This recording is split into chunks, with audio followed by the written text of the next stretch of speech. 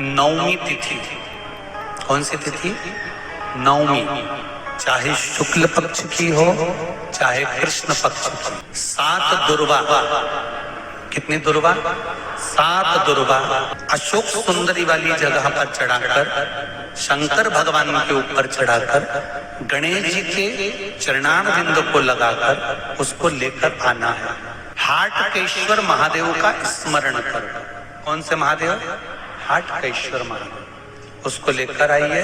उदर में, पेट में रोग हो, बीमारी हो, बहुत ज्यादा तकलीफ हो रही हो, शरीर के अंतर्गत एसिडिटी रहती हो या पेट के अंतर्गत कोई ना कोई बीमारी बनी ही रहती हो, उसको किसी भी दिन सुबह के समय जब आप वो दुर्वा लेकर आए, 5 दिन, 6 दिन, 7 दिन में एक एक कर खाली पेट उसको चबा चबा कर खा लो और पानी पी लीजिए। नारी के, स्त्री के रजोधर्म से जुड़ी हुई या पुरुष वर्ग में भी कहीं ना कहीं किसी न किसी रूप में इस उदर से लेकर एड़ी तक के बीच में जो भी तकलीफें होती हैं उससे जुड़े हुए के लिए भी प्रयोग आता है। उसको कर लेने से संपूर्ण जीवन समय में ये नाभि कोश से लेकर एड़ी तक के बीच में कभी तकलीफ हो ही नहीं।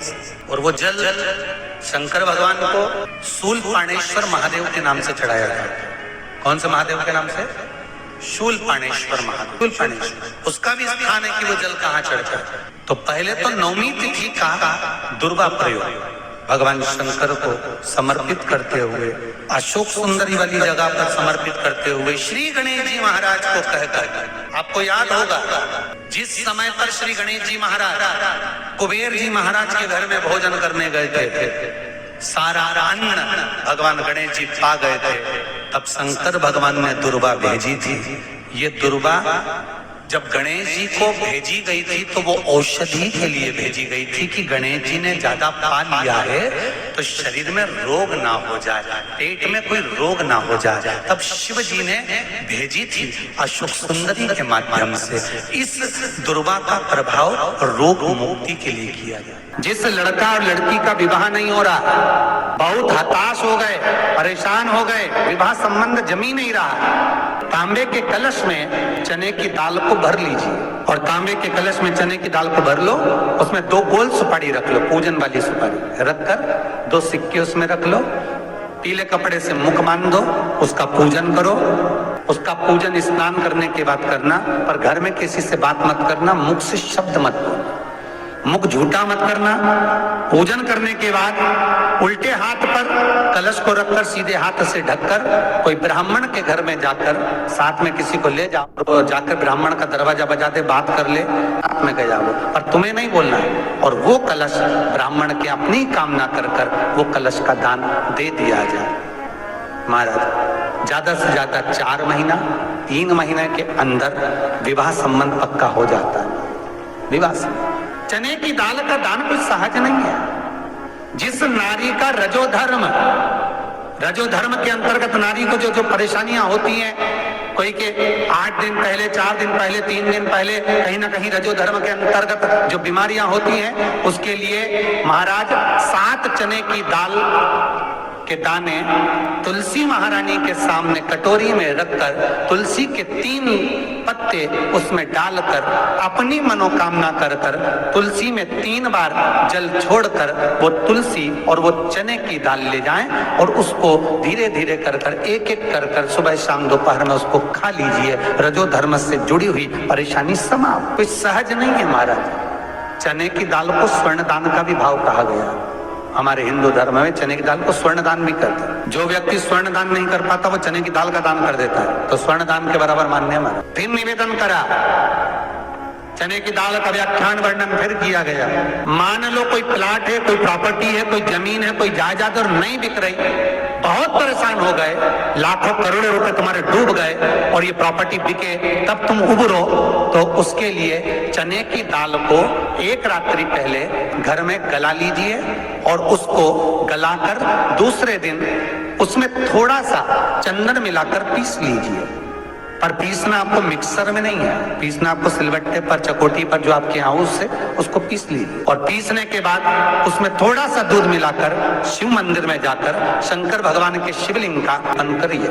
लेपन कर कर अपनी कामना कर कर शिवलिंग पर 3 उंगलियां लगा लीजिए महाराज, अपनी कामना कर कर। जो 3 उंगलियां आपने लगाई है, उंगली हटाते समय चंदन के लेपन को जो लगाया आपने, चने की दाल का लेपन, स्वर्ण का लेपन, उसको हम कहते हैं स्वर्ण लेपन, उसको लेकर आ जाइए महाराज, उसको थोड़ा सा लेकर आ जाओ। एक किसी भी फूल में उसको लगाकर जो जमीन, जो प्रॉपर्टी, जो जगह बेचना है वहां पटक दीजिए महाराज। उसके ग्राहक आना चालू हो जाएंगे और वो प्रॉपर्टी शीघ्र बिक जाएगी, अपनी कामना के अनुसार बिकेगी। कितने में आपको बेचना, अपने अनुसार। चने की दाल स्वर्ण दान के बराबर है। चने की दाल को सहज नहीं समझा जाता, गुरु भक्ति के लिए बहुत मूल है। माताएं कई बार पीले गुरुवार करती हैं या केले के पेड़ के नीचे पूजन करती है तो चने दाल समर्पित करती है। क्यों करती है? उसका भाव है स्वर्ण दान के बराबर, मनवांछित फल की प्राप्ति के लिए, मनोकामना के लिए।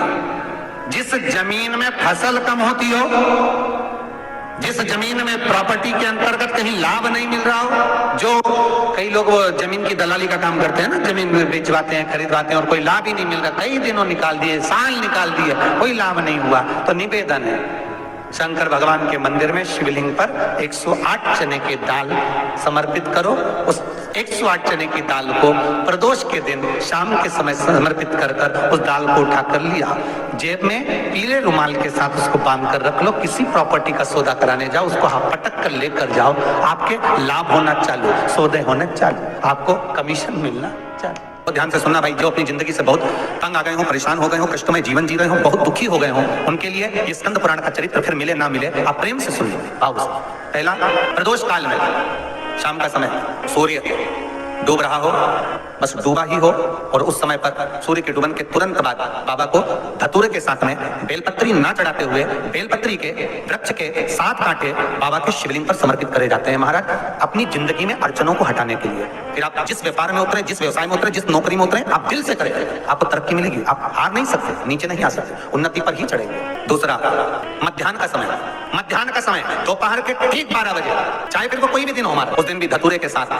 बाबा को 7 कांटे बेलपत्री के वृक्ष के समर्पित होते हैं महाराज। इसमें आप ये वाले जो कांटे हैं जो दोपहर 12 बजे वाले हैं, अगर कोई मदिरा पीने वाला हो, व्यसन में डूबने वाला हो, कोई जुआ खेलने वाला हो, कोई गलत वेश्यावृत्ति करने वाला या अपने मार्ग से विचलित कोई व्यक्ति है, उसके लिए भी ये कांटे बहुत काम आते हैं। दूसरा, पार्वती तेरे द्वारा तेरे नयन अश्रु से जो प्रगटा हुआ बेल का वृक्ष है, द्वितीय शूल मैं वहां धारण करता हूं, तृतीय शूल, तीसरा शूल जो वर्णन करा गया महाराज।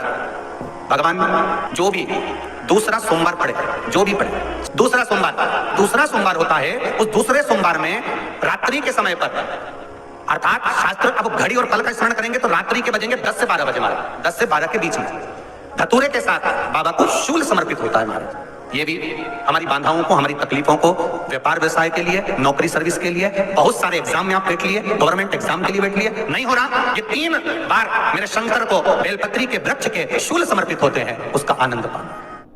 तो दोस्तों, वीडियो आपको अच्छी लगी हो तो वीडियो को लाइक करें, चैनल को सब्सक्राइब करें, हमारी वीडियो को शेयर करना बिल्कुल भी ना भूलें। मैं आपसे मिलती हूँ अगले वीडियो में, तो तब तक के लिए अपना ध्यान रखिए और खुश रहिए।